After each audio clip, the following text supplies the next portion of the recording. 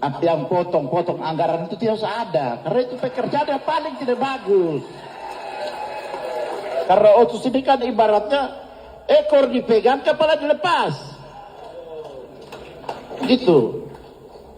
Saya bisa teriak duluan bahwa Otsus kita kasih kembali. Sepakat itu, kita kasih kembali nih Otsus saja. Kita di Papua tidak ada CCTV. Baik di kantor, di ruangan manapun, di jalan atau di gedung manapun tidak ada CCTV. Nah, ketika pembunuhan yang bersifat mutilasi itu terjadi, maka cybercrime susah untuk mengungkapkan kasus itu. Mayatnya, jenazahnya, jasadnya dipotong-potong.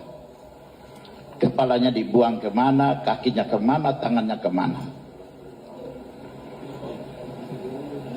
Dan tidak bisa diungkap di Papua. Tapi kalau di Jawa, bisa diungkap. Karena CCTV itu ada di mana-mana. Tinggal lihat rekam jejak CCTV aja. Dan hukuman, ketika diketahui siapa yang melakukan pembunuhan dengan cara bermutilasi, maka hukumannya itu sangat berat. Lebih berat dari mereka yang hanya sekali bacok langsung mati di tempat. Maksud saya, kalau boleh yang namanya mutilasi itu tidak boleh ada. Apa yang potong-potong anggaran itu tidak usah ada, karena itu pekerjaan yang paling tidak bagus. Itu perbuatan yang paling kejam dan sangat keji.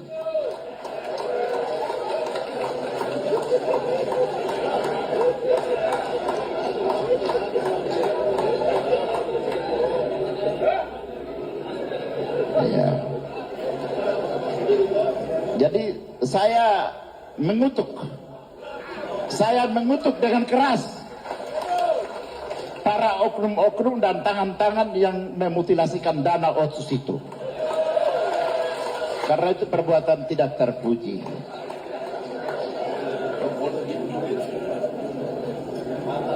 Ya, itu yang pertama.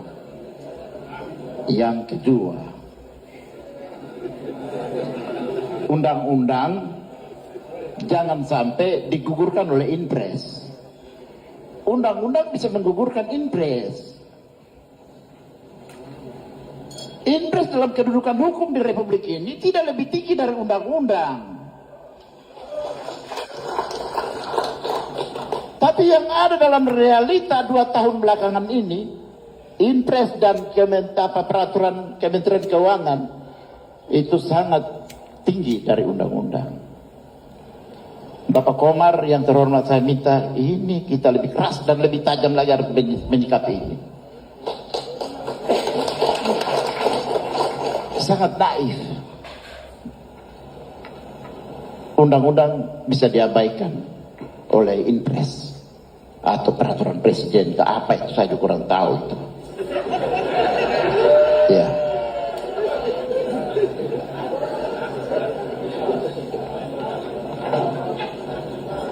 Hal yang kedua, hal yang ketiga,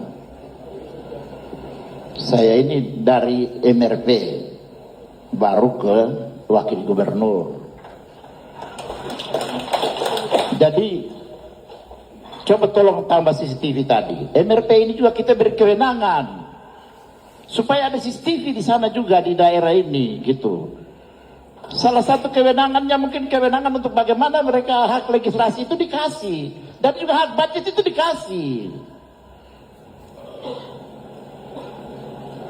Supaya mereka ini juga bisa kawal ini. Dana Otsus ini. Mungkin itu yang perlu saya sampaikan. Itu hal yang ketiga. Yang keempat, 7 menit. Jadi 1 menit 1 hal. Ya. Yang keempat, kalau transferan dana ini, saya izin kita ketua kelas ini. Saya izin ketua kelas ini, saya minta izin ini. Jika transferan dana ini, dan kita harus ada kesepakatan bersama, para gubernur di tanah Papua ini, harus ada kesepakatan bersama. Ketika transferan dana otsus nanti masuk di akhir tahun, kita kembalikan. Begitu. Ngapain diterima? Dikembalikan aja. Begitu. Bukan tidak mau mengelola, karena otsus ini kan ibaratnya ekor dipegang, kepala dilepas. Gitu. Masa kita ketergantungan yang sangat tinggi sekali ke pusat ini. Bahkan ini dana otsus ini katanya menurut orang kampung bilang itu otsus ada karena Papua mau merdeka gitu. Makanya diberi otsus.